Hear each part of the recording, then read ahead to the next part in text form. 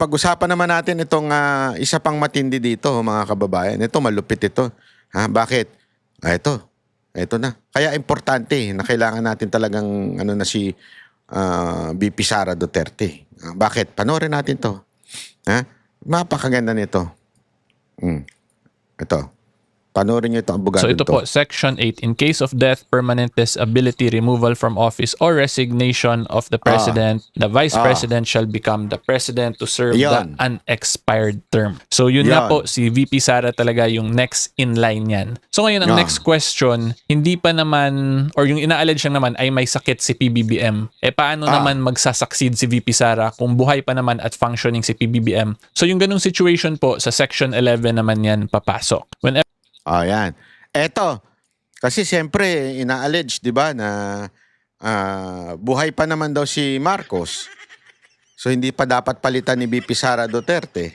Ang tanong, may kakayanan pa ba? Capable pa ba? Ito yung nandun sa Section 11 ng ating Whenever the batas. President transmits to the President of the Senate and the Speaker of the House of Representatives his written declaration that he is unable to discharge the powers and duties of his office, and until he transmits to them a written declaration to the contrary, such powers and duties shall be discharged by the Vice President as acting President. So in that situation po kasi, kung meron talagang malalang sakit yung Presidente which will make him unable to perform his functions, nandyan pa rin po siya pa rin po yung Presidente ng Republika, pero ang magdi-discharge na po ng functions of the President will be the Vice President as acting President. So yan po ang kailangan nyo i-take note. Magiging acting President po yung Vice President, pero the President is still there kasi once he will be able to recover tapos maka-perform na po siya ng functions niya, he will resume performing his functions as the President. So si Vice President po mawawala as acting President at babalik siya sa pagiging Vice President.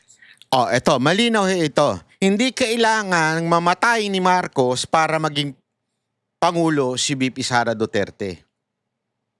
Malinaw sa batas na pag hindi kaya ng Pangulo, may sakit, hindi niya magampanan ng kanyang trabaho na aayon sa ating konstitusyon, Section 11, magiging acting President ang Vice President.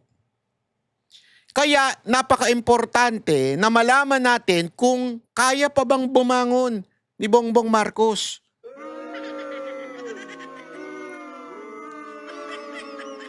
Again, hindi ho ito chismis. Kaya importante that we demand proof of life. Actually, hindi nga proof of life ang demand natin . Kung capable pa ba ang presidente na mamuno.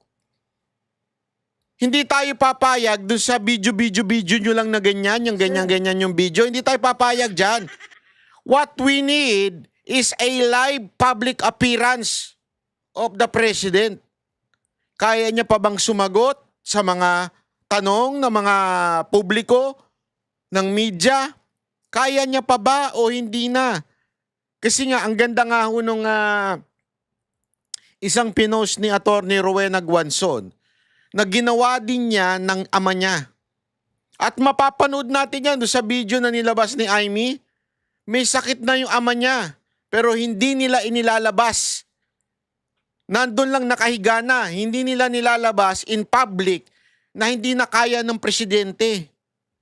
At sabi ni Atty. Rowena Guanzon, kung ginawa nila yan noon, maaari nilang gagawin din ngayon yan. Na baka hindi na kaya ni BBM, and yet, kapit tuko pa rin sa kapangyarihan. Again, we are not wishing bad against the President or anyone. That is not good. That is not biblical. I don't like that. Paulit-ulit ko sinasabi yan sa akin channel. Ayokong mamatay si Marcos. Ang gusto ko pagdusahan niya lahat ng ginawa nilang kasalanan.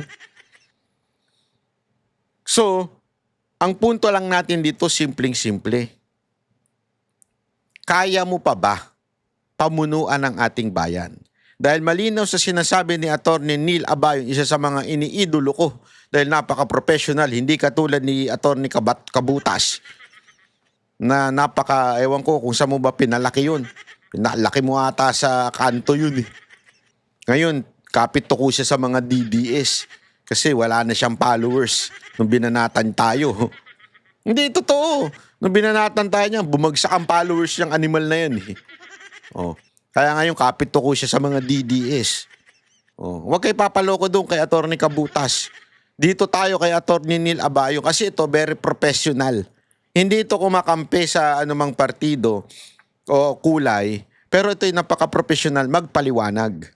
So this is most likely the reason po kaya yung grupo nila PBBM ay ayaw yung ganyang usapin kasi yun nga po magiging acting president niyan si Vice President Sara Duterte. And of course yung Duterte group gusto rin nila yung mga ganyang discussion kasi magiging acting president nga po si Vice President Sara Duterte in that situation. Okay, so yan lang naman po yan. So again, just to reiterate, even if buhay pa po yung presidente pero due to some serious condition ay he's unable to discharge his powers and duties ay pwede na po maging acting president yung vice president natin. Nako. So yan po, hindi naman talaga kailangan mag-antay na there is death, permanent disability or removal from office or resignation before the vice president can perform the functions of the president. Magkaiba lang po yung designation nila kasi dun sa baba sa section 11, acting president pa lang po yung tawag dun sa vice president kasi pwede pa nga bumalik yung president later on. Whereas dito po sa section 8, kung meron na talagang death, permanent disability, removal from office or resignation, the vice president shall become the president na talaga. Presidente na po talaga ng republika dito yung vice president. And isa pa pong kailangan natin i-take note sa section 8, permanent disability kasi yung kailangan para mag-succeed from vice president to president yung VP. Okay, so compared naman po yan dito sa section 11, itong unable to discharge the powers and duties of his office is only temporary. Kaya acting president lang yung tawag sa vice president. Pero nevertheless po, pag acting president ka kasi, may powers ka na yan ng presidente. So pwede pa rin mabalikan na ni VP Sara yung mga grupo ni PBBM. And again, that is most likely the reason or the political reason kaya ayaw na pinapag-usapan nila yung health condition ni PBBM. Okay, pero i-clarify ko lang po wala akong sinasabing may stage 4 cancer po talaga si PBBM. I am just discussing the nuances kung bakit talagang mainit to siya na topic sa magkakaibang political groups po dito sa bansa natin. Okay? Napakaganda ng paliwanag ni Atty. Neil Abayon. Yan ang ating sa kanyang channel. Napakaganda ho ng kanyang channel. Marami po kayo matututunan dyan. Hindi, opo. Napakaganda po talaga ng kanyang channel. Hindi ko po kilala ito, ang tao nito. Honestly, hindi ko to kilala. Pero ako po ay nanonood sa kanya dahil napakaganda ho ng paliwanag niya. Detail. Minsan lang medyo ang tawag dito, malumanay magsalita. Pero napakaganda ho magpaliwanag nitong tao na ito.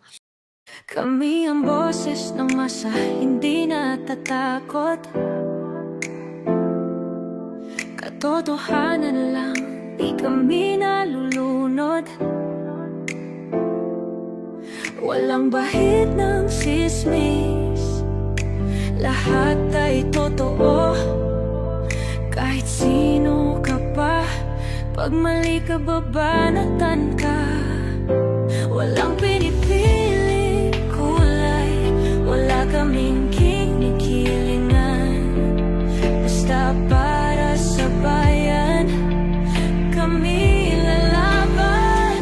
Pag tama palapakan, pag mali banatan. Di matitinag, di matatakot, para sa bayan tuloy ang sigaw. Sa harap ng kamera, walang halong takot.